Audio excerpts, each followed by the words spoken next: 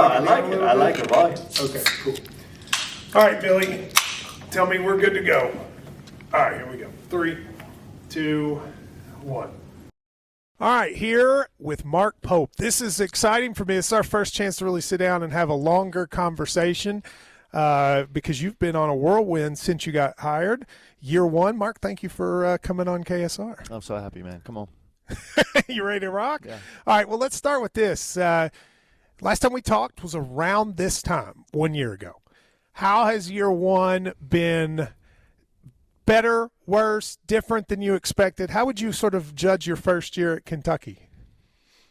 Jeez, I don't. it's so hard to say. I mean, it's so much, right? It is. I say this all the time. It's the greatest job in the world, and it's in the greatest community and the best fan base, and I get to work with the best administration, and I love this staff so much. And this season I got to work with the greatest kids ever, and so it just is nonstop. It's like it's every day. And do you like that? You like that it's every day? I love it. I mean, it's part of what makes it the best job ever. And so, I mean, it's there's so much actually.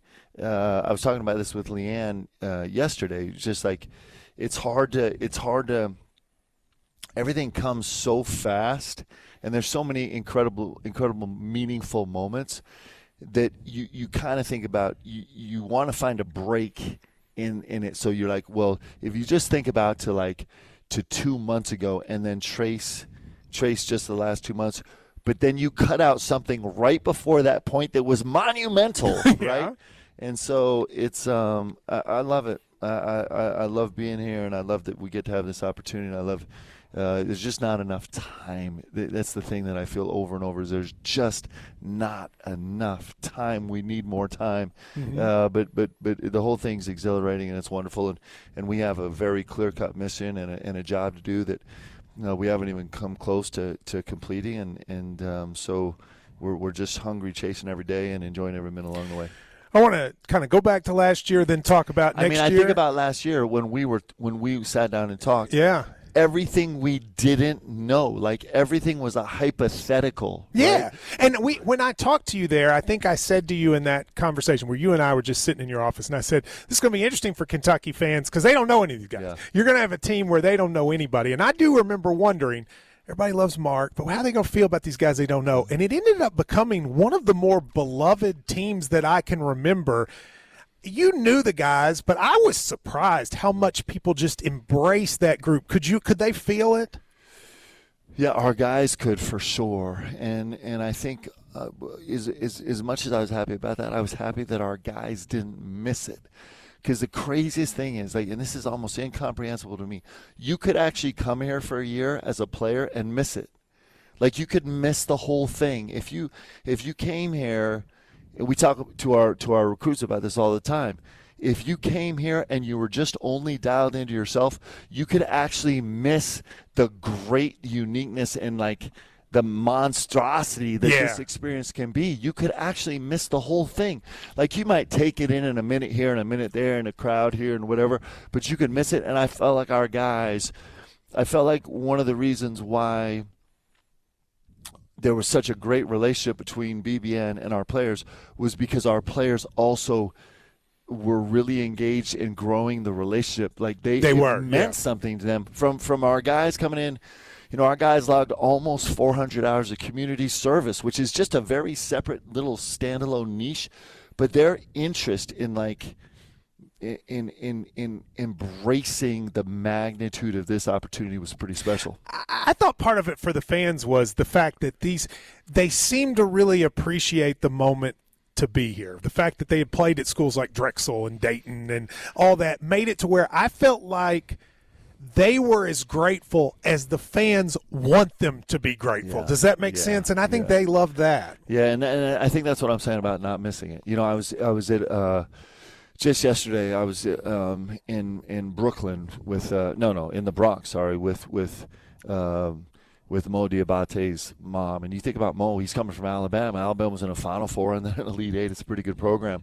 And we actually walked, and he came down and met us outside the building. We walked in, and security was right there, and the kind of lead security guard was losing his mind. He's like Coach Pope. He's like, I'm a diehard Kentucky, the whole thing. And then he knew Mo, but he didn't know about the change. And so I was like, no, you're going to be watching Mo. We're coming here to play Michigan State this year. And he was like, wait, what? Yeah. And then spending some time with Mo's family, they get it too. And it's not just the guys that were coming from a mid-major. I mean, he's coming from a really good program, but is already so ingrained in him how different this is at Kentucky than anywhere else. And he's going to come here he's a beautiful human being, but he's going to come here and he's not going to miss it either. Like, he's going to take it all in too. And so I think we have the makings of another group. Hopefully it's a staple for us forever of guys that really understand what this is. Yeah, this is going to be it'll be a little bit of a different group, but let's get to that in a second. Before I leave last year, I want to go back to in Milwaukee. You beat Troy in the first round. Your first NCAA tournament win, and I really there's certain things I always am going to remember when my career's over, and I'm going to remember watching you when that game was over. Your embrace of your wife, your embrace of your family, and then also the same thing after the Illinois game. It felt like, and maybe it'll feel like this for you in all the future tournament games you win, but it felt like that was a moment you really wanted to soak in. Am I right about that? Yeah. It's kind of the same thing we started out talking about, was just like everything comes so fast that you could miss all the moments. Yeah. And all of us are driving so hard, and it's so relentless that you could miss the moments. And so, I didn't want to miss it with my guys. I didn't want to miss it with my family. I didn't want to miss it with the fans. It's just too good to miss. And so you only get a few seconds, but taking those few seconds really. Yeah, that was a really cool moment, just even for me to be a part of.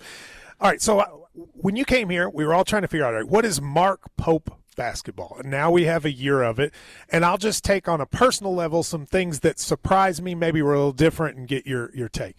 I watched you at BYU, felt like you guys shot a zillion threes. You ended up not shooting as many as maybe we would have thought. Why do you think that was? It's poor coaching. Well, I think you won plenty, but I was really disappointed with that this year. It still eats me a little bit. I'm like, we couldn't quite get there. I was really proud of the product our guys put on the floor last year, and I thought, with all things considered, I was really proud of it. And we have so much room to grow. Like, we have so much more to do. Like, we left so much on the table that we weren't quite the team that I envision us being when we're great. A lot of that was injuries, though, right? Yeah. Part of it injury, part of it coaching, part of it all the things, part of it newness, part of it, part of it roster construction. It was all little pieces of it. And like I said, I'm super proud of what the guys did. I think it's incredible. It was a really amazing journey. But, you go to that and you're like, man, we weren't even close to what we're supposed to be, like what we're aiming to be. And I think that gives you great hope for what we can actually be. I mean, you lose Kerr right at the beginning of the year. Jackson Robinson's hurt on and off. Lamont Butler's hurt on and off. Andrew Carr's hurt on and off. I mean, you all had to deal with a lot of stuff. You had guys playing roles that you probably didn't think they were going to play immediately. But you just kept fighting, and I felt like I thought Alabama was a tough matchup for you all. But besides that, I felt like you were matched up and in all those games. You had to feel good about that. Yeah, you know how I know that Alabama was a tough matchup? Because I was just on the road this weekend and went and sat down, and Nate Oates came and sat by me. He was so happy. He was so happy to talk to me. He was like my best friend in the whole world. That's what happens when you go 0-3. But that was, I think it was just tough with the rosters you had to go in those games. It was complicated, but but that's all part of it. It's all built into it. We think we have some answers for when some things go wrong this coming season. Like, you learn and you grow and you get better, right? And that's what we're going to do. With all that said, we had, and we talked about all the continuity issues and everything else, but. I do think we learned a lot last year. I think we grew a lot last year as a staff. I think we grew as a team. But dealing with the changes, what we also learned was just how massively important our guys getting to know each other and love each other and trying. As a basketball player, the only reason you're here is because you're completely obsessed with your own personal development and growth. You can't get to Kentucky without being like crazy, selfishly obsessed with yourself and how you grow, because that's what it demands. Like this personal sacrifice to get here is so huge. And so we're not living in La La Land where guys are going to completely divorce themselves from their own ambitions.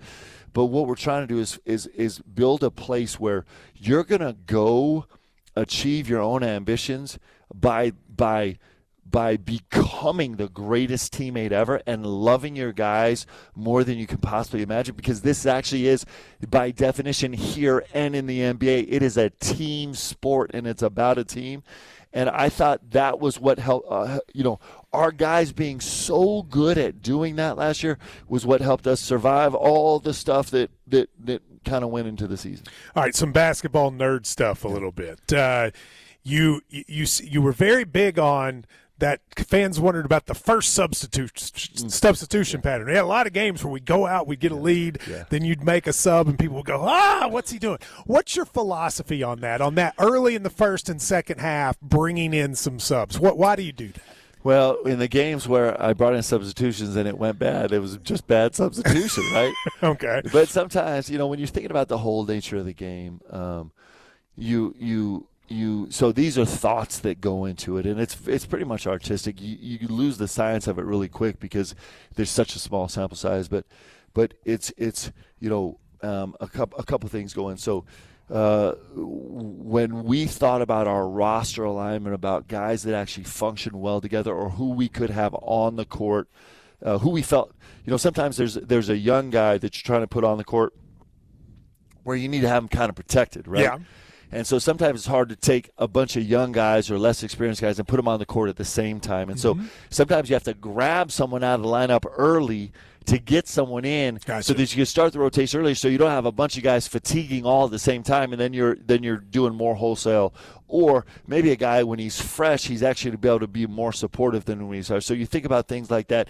You think about running through the roster to kind of see who's got a good vibe that night, because there's game-to-game differentiation. Do you think there are vibes game-to-game for people? I do. I think 100%. And then the other thing you're trying to explore is matchups, because the vibe sometimes is really determined by the matchup, about, like, what does it look like? And sometimes you're thinking, man, I could really function smaller in this game. Maybe I could get to smaller in this game against a particular lineup, and so you're reactive to those things sometimes. Sometimes it's just a matter of like, hey, I'm going to take the hit now so I can be more fresh in the second half, which was really effective for us this year. You did have a lot of games where it felt like at the end you guys had some energy that the other team didn't. In just looking at your roster for next year, and granted, I have not seen these guys play nearly as much as you have, most of them. But it does look to me as an outsider like you intently went to get more athletic. Yes.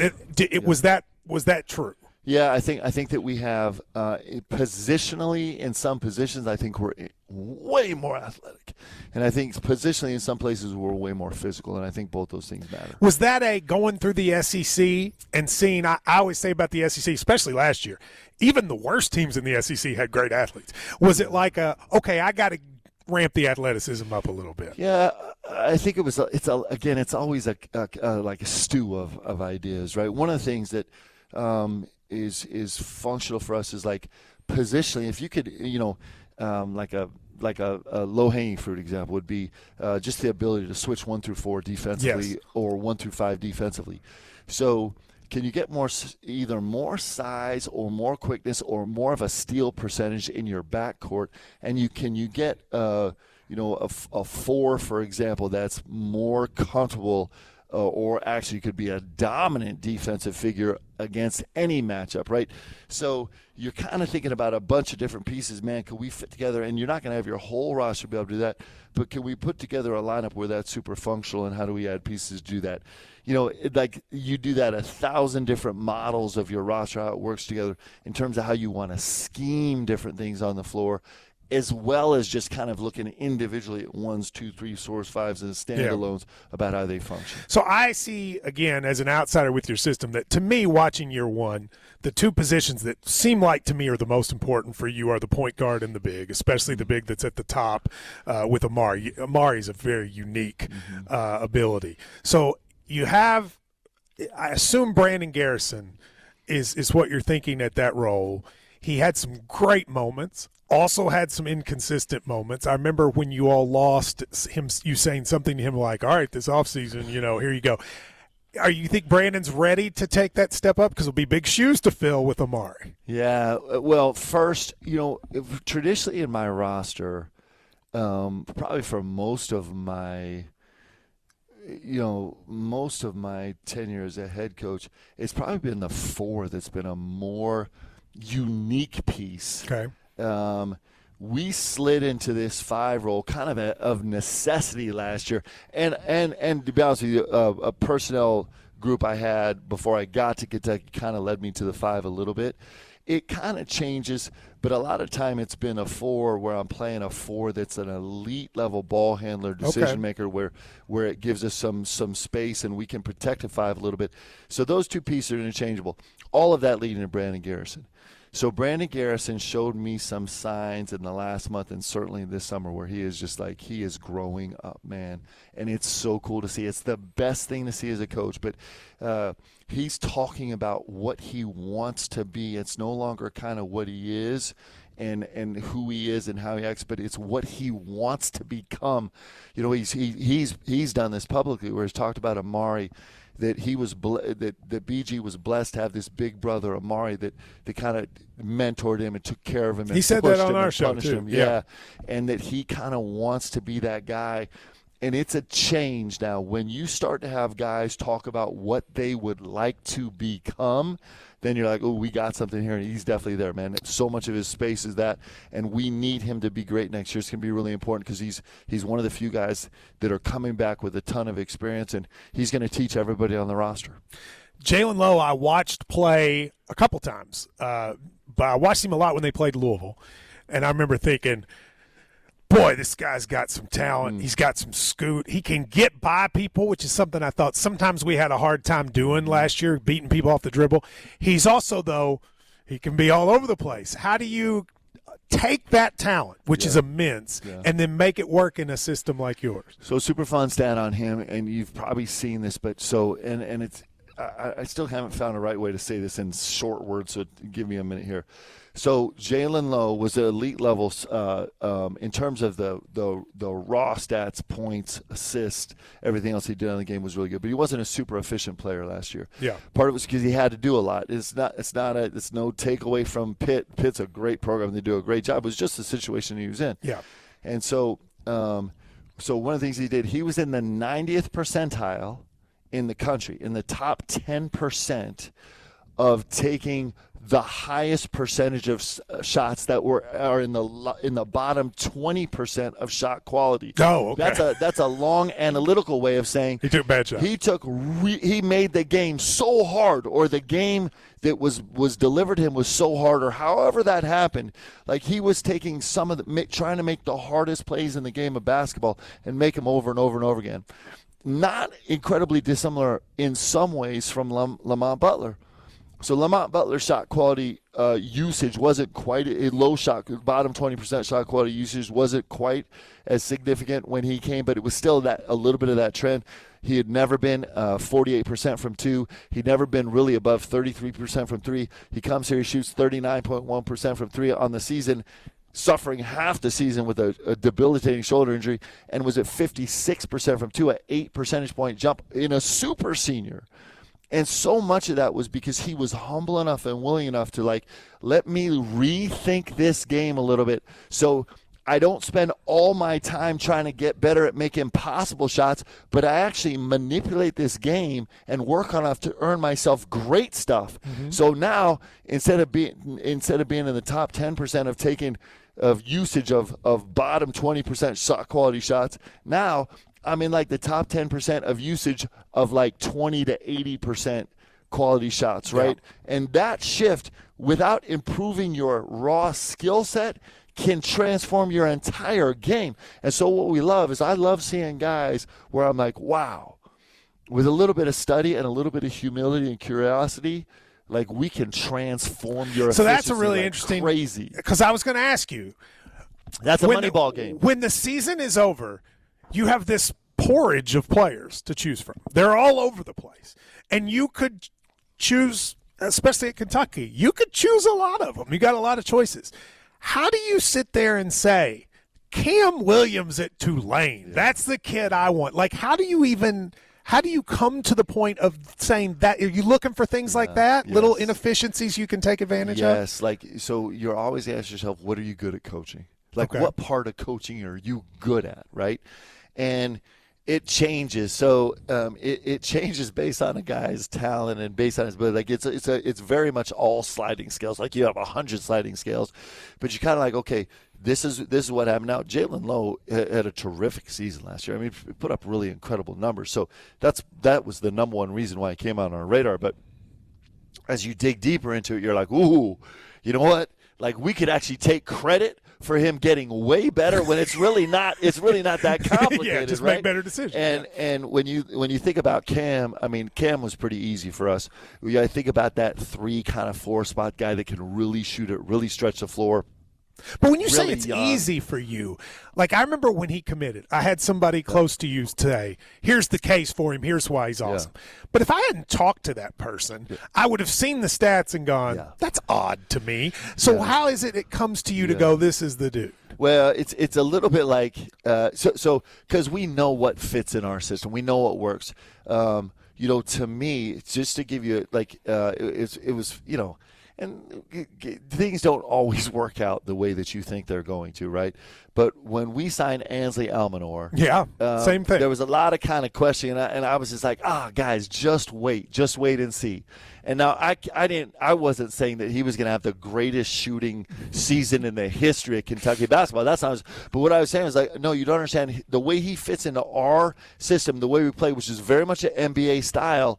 Like, we've had players like him that come in here and they are winning you games, and you didn't anticipate it because of the skill set he brings, because it's a piece that fits so well to what we do. I had to learn about him because Mario and I were at your pro day. Yeah.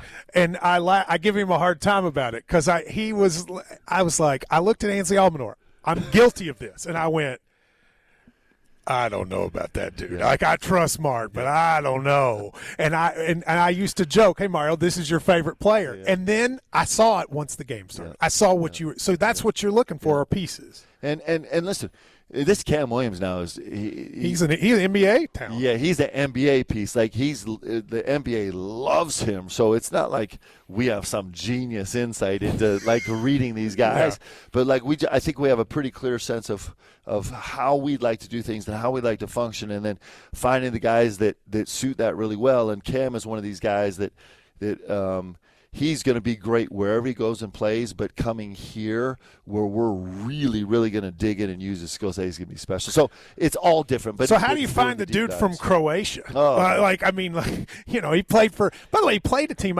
You probably know this. When Kentucky played in the Bahamas, we played them. And beat it by like 9,000. We played that team. How did you end up with him? In fact, I'm going to throw Michko under the bus. So Michko is one of the top agents in all of Europe. And – so Michko, had kind of been a party to setting up that game, and then I guess when they got to the game, there were a bunch of stipulations like you guys aren't allowed to play zone. You're not allowed to do this, and so it was. So he's not allowed to play zone. He's still bitter about losing by 50 in that game. But no, I remember the not allowed to play zone rule. Yeah, but I mean, you look and you go. Now that we follow this guy, like, wow, how did he got on your radar? Yeah, so, our staff does an unbelievable job scouring everywhere. And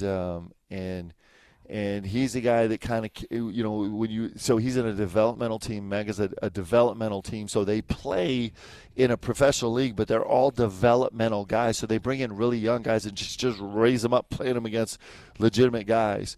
And his length was super attractive to us once we got on film, and his skill set, his ability to push the ball in transition and kind of make a decision on the floor. And then talking to him was really great. So, one of the interesting things is we go through this portal season is we talk to everybody. And the reason we talk to everybody is because we actually don't know who fits Kentucky.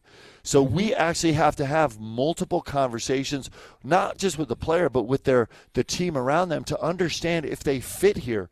There's so many guys that don't fit Kentucky. This place is. Do you sometimes have to go meet them to know that? Sometimes, but we don't always have that. You know, I'm a FaceTime Zoom guy, so I almost feel like even with that, though, have you had meetings where you had the FaceTime and went, yeah, I just don't think this will work? For 100%, yes. Okay. So that happens. This is a special place. So it happens more often than not that we're a little bit in and we're like, like, you know, I might love his talent, be like, he's not going to survive here. Or I might love, you know, him as a kid, but think, his agenda is just different than our agenda. And so, you know, that process is really important. And that was one of the really important parts of the process with Andrea, because I liked him. You know, you never know. Like, we'll see how some of the skill set translates, some of the physicality translates, some of all those things translate. But as we were exploring all those things, which I was so excited about, all those pieces, when I started talking to him on the phone, and like it was one particular conversation on FaceTime where I'm talking to him, and you could see him get emotional as he started to talk about the possibility of playing at the University of Kentucky. And I'm like, that's it. This is our guy, right? Because he's going to get it. He's not going to miss it. As the head coach here running this program, I cannot bring guys in here that are going to miss this. It would feel like I'm disrespecting this place that I love so much. And sometimes, like, uber talented guys could come here and miss this. But I think the guys are going to serve us well as a community and a commonwealth, and as this incredible, you know, the flagship program in all college basketball are the guys that would come here and not miss it. And those are the guys who could actually hang banners for us. You know, you having played here, you know what it means to people to have dudes from Kentucky. Yeah. And you are going to have 3 on this year's team, which has got to be one of the most. Ryan's sitting over there. I mean, there are not many times we've had more than 3. I'm so proud of Ryan for having his shirt on still. I'm really proud of you, man. That's actually super cool. He's only been in here a few minutes. But from last year's team, you had Trent Noah, you had Travis Perry. Yeah. Trent's coming back. Everybody's excited. Yeah. When the Travis thing doesn't work out and he ends up going, what is your – like, how's that play out? Because you know what dudes from Kentucky mean to the fan base. I know. I'm so this is the thing. So, you know, a bunch of things can be true at the same time. Travis Perry is special.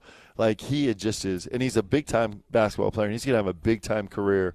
He's going to be a terrific player. And he's such a joy to coach. I mean, he just, you know, took in information and just wanted to get better. And he's got this seriousness about him that's pretty unflappable. And I just think he's got so many of the components of being a great basketball player. So, and I love coaching him. And that's all true. And so sometimes I get cautious about when he told me that he was leaving. We actually were having an ongoing conversation. I was trying to, like, help him see what I saw. And we just didn't get to the same place. I was super. It was devastating to me. It's actually, like, it hurts my soul now just because I. So you really tried to convince him? Oh man, I just desperately want him to stay. Okay. And Travis Perry loves Kentucky. So that's when I say I want to be sensitive. Like, he loves Kentucky. It's just. He just, you know, I would never want to put words in his mouth, but I think probably he was just not feeling super confident about the path for him here at Kentucky being exactly what he wanted out of the game of basketball maybe. I couldn't have disagreed with him more on that, but, you know, at the end of the day, we're all just making our best guess. I just know – and so, and listen, he's going to go to Ole Miss, and he's going to have a great career there, and he's going to do it. They're probably going to play here next year. And and he's a terrific player, and all those things are true. I just know that being a Kentucky basketball player is so much bigger than being a basketball player, and it's my job to help our guys see that and understand it and feel it and you know, sometimes as old people, it's so much easier for us to see 10 years and 20 and 30 years down the road than it is for young guys. When you're in the moment. And so there's no – so it just all of that just – man, it breaks my heart. But I love Travis and and he's going to have a great run, and all those things are all true at the same time. I'm going to read you what Ryan Lemon just texted me. All right, so now I got to give you the part where we give you a hard time.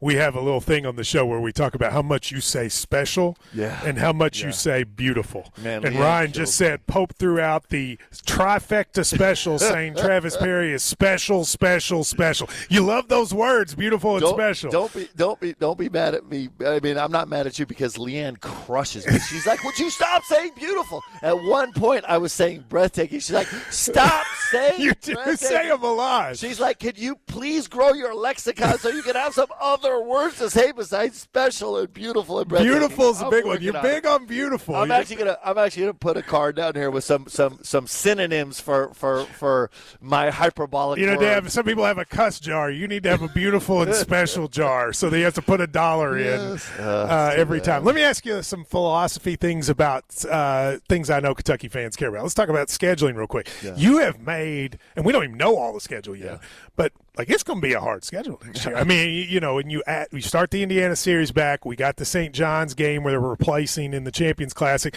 There'll be an ACC team come here. I'm rooting for Duke, although I hear it's going to be something else, which disappoints me, but that's not your control. And now you got these 2 preseason games, Purdue, and today was announced Georgetown. Mm-hmm. You really believe in let's go play the best, right? Yeah. I mean, you guys will hear me say this until as long as I get to be here. You know, if you're coming to Kentucky, you don't come here and hide. It doesn't make sense to come here and hide. Like, we're going to grow. We have some bye games where we're going to have a chance to grow and do whatever. But, like, this is, you know, if you'll let me, I spent the entire weekend, and then I'm going to the SEC meetings next week, and all I can talk about is we got to expand this over 31 games. I agree. Like, we I love have that. got to expand this season, guys, because what's happening is, especially with the revenue share now, like the revenue share should change everything in terms of our opportunity to actually go share revenue, right? Let's get to, I keep saying 40 and everyone's mad at me. I'm going to keep pushing 40, but can we get to 35? Imagine if we had 4 extra games that we could put on our schedule where we go play a big-time neutral game and set up a home and home and do an in-state game that people here really care about and just give us a little more flexibility in this deal. I just think well, what's the downside? I mean, they used to say, like, well, you don't want to have games during Christmas break, but – who cares now? I mean, at this point, like, why not? Yeah, but this is the thing is those are the greatest games. And listen, if every kid is aspiring to go play in the league. Yeah. So 1 year from now, they're going to be playing a Christmas Day game, and their whole family's going to come. You know, with NIL now, you fly your family in for the Christmas Day game. You want to be a pro? Let's be a pro, right? Yeah, and I agree. Even if you keep a 3-day window, right now they have this 3-day window, it's fine. You know, people argue about that. You don't have to make the season longer. Give us an extra week in the season. That's fine. But December, you all play. It's like once a week a lot of times, right? And we have 6 weeks of practice leading up to it anyway. Yeah. Extend that a little, just to double down on this whole insanity. You know, we'll get our guys in the summer, and our guys. Every college basketball player is making more probably than their parents right now, okay? And the incredible thing is that during the summer, these guys are getting paid a significant amount of money, and they're only allowed to work 4 hours a week. And the guys are dying. They're like, can we please get together and get some work done? Like the whole thing is turned outside. But I'm getting. No, I actually think that makes perfect sense. So all of that leads me back to, like, can we please extend this season? Because you know what, we get Purdue and Georgetown, which is awesome in the non-conference. But come on, man, let us do a home and home with Kansas. Like, yes, let's go. Like, why am I not going to stores to play a game? Like, we should be. You're preaching. Listen to how exciting this is. We need some more. We need some more flexibility to this. And also, like, we have to, like, let us get to Maui. Now, part of the complication is that we make so much revenue off our home games that I'm locked into this 20-game home slate. Mm-hmm. We have to do that to pay the bills for us and for the athletic department, which is good. That's a good thing. It's fine. It's great. bring on some more flexibility so that we can play some more games, that every school can actually bring in some more revenue that we can share with these student athletes, that we can share with the rest of the athletic department. Let's go. Well, they have some of those tournaments now where the players get revenue, and I would think that's probably helpful in recruiting if you can play in them, right? And our guys do better academically. It's the time-tested, proven. Our guys do better academically during the season than they do out of season. So let's make the season the whole school year. Our guys will be 4.0 students. They're all going to be academic stars. Speaking of which, I'm going to brag about this. Our guys, we were a 3.5 GPA team this year. I'm super proud of our guys academically. Shout out to Michael Stone. If you does everybody in BBN know? I think Michael a lot of Stone? people do. Yeah. Michael Stone is a legend. If you take your mom and you multiply her by 10, that is Michael Stone. He is relentless. I mean, this guy, he is the greatest to ever do this job, man. I love him. So the only downside I've seen about your tenure is, and I hear this from Louisville fans too, so like I loved at times how much Kentucky and Louisville hated each other. Cal and your old coach wanted to stab each other and still do, whether they say it or not. But you and Pat Kelsey are too nice. Like, the Louisville fans don't hate you. We don't really hate Pat Kelsey. That's the only thing. I got to get you to spice up the Louisville rivalry a little bit. I hate this Pat Kelsey and all of those Louisville fans. Hate them! Now, here's the thing. I'm going to tell you this. You know what's actually super cool? Yeah. Is that I got a boatload of respect for Pat Kelsey. Yeah. Okay, I got so much. I think what he did last year was incredible. Yes, and I mean, two of my guys played for him last year, right? And what they accomplished, and you know, I don't have a ton of interaction with the Louisville fan base, but I'm sure they're great. Yeah. But here's the thing, the one thing I would say is that I actually think that this. That this Kentucky Louisville thing is just going to get heated and heated. You know why it's going to get heated? Because it's going to be back to being like 1-4 in the country. Yeah, no, they're going to be good, right. and they have the NIL to participate, and I think that's going to be yeah. Well, you get to go in there next year. You'll get a sense of. I think they're going to be cussing at you like they used to cuss at me. They back in the would day. never. They would not do that. I've had some blank Matt Jones chants from the student section, so I think maybe you'll get that as well. Okay, so going into year 2, you made a statement that was like, we want to be the best in everything. Yes. And you basically said, and that included, we're going to pay the most. We're going to do this. We're going to do that. I thought that was a really interesting statement. A lot of coaches want to downplay the future and kind of go, you're just embracing like we're going to be the top and we're going to have to do that. Yeah, it's Kentucky. Like, you know what, guys? Like, I'm not going to be the guy that comes to Kentucky as the head coach and somehow lowers the expectations of this place, man. We're trying to win this whole thing. Like, we failed at our job last year. You know, we You believe that? 100%. Like, listen, if I know myself, for the last 30 years I've been a diehard Kentucky fan. If we didn't win, I'm like, what is wrong with that coach, man? He can't win at Kentucky. That's what all my guys are saying to me every single day. And so, like, I'm not unrealistic. I understand the reality, but we're supposed to listen. We are blessed. I'll tell you the one thing that nobody in the world will deny. Okay, you can't actually argue. We have the greatest fan base in all of college basketball. There's no one at any other fan base that would argue that. Nobody can argue that. And so that fan base deserves the best of everything.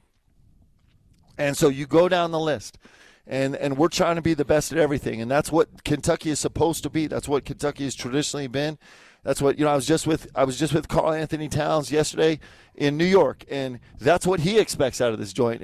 And that's what Anton. So you were Walker with Karl expects. yesterday. Yeah, I mean that's what all our former players, former coaches. You know what? That's what Cal expects. I mean, Cal is at Arkansas. He's like, "Don't you ruin my program, man. That's the best program in all of basketball." I wondered when you got here. Here was a worry I had, not about you as a coach, but Kentucky fans, I think, were ready for a different thing, but they do love that we have 26 guys in the NBA, and they love those guys, and they watch them. They still feel very connected. And there was a part of me that goes, will those guys still embrace this new coach, this new era? And then I saw Andrew Harrison, who's not in the pros, but said he watched more UK games this year than he had in years past. And I've seen you, talking, and Devin Booker gave you a compliment, and all these guys. Was that important to you to keep that bond with all those NBA guys and all those guys that played for Cal? Well, listen. I mean, guys played for Cal and they played for Tubby and played for Joby so those relationships. Listen, you develop a really special relationship with your head coach, like every player does. That should never go away. Like, I mean, I played for Coach Pitino. Coach Pitino is coaching at St. John's. I'm not going to wear a St. John's T-shirt, but I love Coach Pitino. I say that from the rooftops. I'll shout it from the rooftops if, I was shouted a little quieter when he was coaching at Louisville, but otherwise, like I shouted from the rooftops. Yeah. So that relationship's always going to exist. But here's the thing. Just like we were talking about with TP, right? I am 30 years down the road, and I know what it feels like to walk back into Rupp Arena with your family and to let your children see this place that changed the trajectory of your life forever. And it means something. It was actually super, I don't know if Carl's going to get mad at me, but I was with him yesterday and that's what he talked about. He's actually so forward thinking that he's already thinking about legacy. And so he was talking about one day when he brings his children back to Kentucky and that they get to see, because the truth is that we all stop playing and then the next guys become way cooler to our kids. Yeah. And then you get to walk back into the gym and you get to see this relationship that our 30-year-old, 30 years ago played in Rupp, played in Kentucky Jersey. You still see how people embrace them, and you get to walk in with your children, and they get to feel that, and they get to see you in a light that they never actually saw you in their lifetime. You look cooler than they did. And that's a real thing, and I know that. I mean, I got to play in the league as a bad player for a long time. I know what it's like, and so I want every single coach, every single one, and every single player that ever played here to feel like this is their building because they built it. Like, we get to enjoy it right now.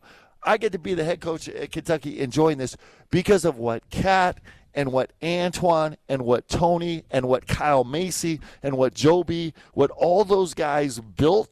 That's what I get to enjoy right now. And so it's really important to me that every single person that ever wore this jersey or walked these sidelines always feels like this is home, because that's what BBN does. That's how BBN is, man. There's no fan base like it. You put on this jersey, and 30 years from now, whether you were the best player on the team or you're coming off the bench for 2 seconds at the end of the last game of the conference season, they will remember you and cherish you because you shared an experience together. Yeah, John Wall, who it's crazy to me, but it almost gets me emotional to hear John Wall talk about how excited he is about you. Like, that's a great sort of melding of time. Deb's giving me the look, so I got one more question, so let me do this quickly. You went to London on Sunday. You saw that devastation down there, which I also saw on Saturday, and then we took the show on Monday. It is very hard to describe. Pictures and video don't do it justice. You were there. I know that had to have had an effect on you. Yeah, it's so. I mean, man, I had so many. I was only there for 6 hours. On Saturday, I was in Omaha and Memphis recruiting, and I heard about the reports, and so I called Shep, and I was just like, what, and everything's happening in real time on the ground. So Shep was like, I don't know, man. We're still racing around trying to find out what's what and who's who and how we can help and who needs help. And so he texted me. I got back late that night. He texted me and said, hey, there's a place where I'm going to go tomorrow with a few people, and we're just going to try and help one house, right? Just to help one family. And so he gave me an address, and we actually got there early that morning. I took a couple of my daughters and then a couple of their friends, and we ended up parking a few hours away because there was so much stuff. And we got out of the car, and we actually never made it to the house we were supposed to go to because we got out of the car. And I'm just say their first names, but a senior couple, maybe late 70s, early 80s, Catherine and Jerry, were outside their house. There was a bunch of trees that had fallen on their roof, a huge trailer that I think had blown from the airport and flipped over, pushed against the side of their house. It was just absolute chaos. And they were outside kind of like trying to pick up stuff. And so we just stopped right there and we just started helping them. And then he grabbed a little chainsaw and he started cutting off little branches of these trees. We started taking it down. And then, what was really miraculous, just to give you, I'll emphasize the hopeful side of this, was it seemed like every half an hour a new group, a couple people showed up. And by the time we finished, 6 hours later, we removed all these trees from off their house. We had probably 4 chainsaws working. The big guns came in, and we had a big, forklift that came in. It was helping to lift trees, and there was a family that was really special to me from Paducah that had just come and parked and walked into the front yard after us. And I was like, do you guys know the family? What are you? He's like, nah, we were in Paducah when things were really tough 4 or 5 years ago. People came and helped us. So when we heard about it, so we got in the car and we drove out here, and we're like, we're gonna go pay it forward, right, kind of thing.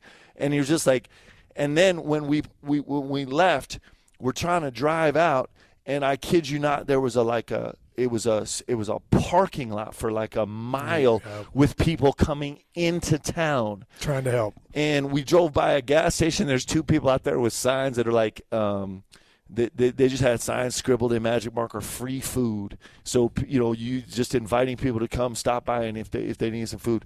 And the point is, like, there's so much work to be done, and it's like all of us that go in, like we went in the first day, and so that's all great, but they're going to be fighting this for the next years, right? And so the continuity of help and care for this community is really important. But I'm telling you, it's Kentucky. It's Kentucky, man. The same vibe that we have in BBN, where it's just this connection point. Like, people in the state, from my vantage point, like, we are great at loving our neighbor.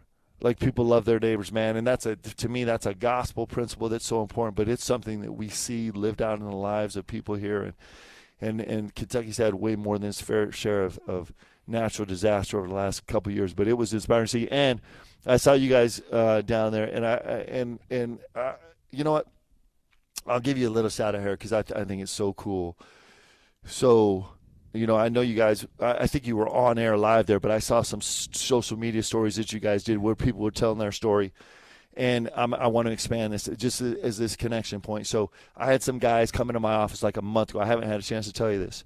And this gentleman, an incredible artist, just an amateur artist. He got a real job, but and so he did this incredible painting from the press conference a year ago. Yeah. And he brought it to the office, and this was what was super cool. So it was him, and he brought his 4 buddies, and they're my age, they're 50, right? And kind of gave me this gift. And so we're sitting down talking in the office. And so we got to this point where they're like, man, we just, when I get up in the morning, the first thing I do is be like, what's going on new? And then I'm listening to KSR, while I'm working. And then, I get home, and after dinner, I'll go check to see, what else has happened with the cats and the whole thing.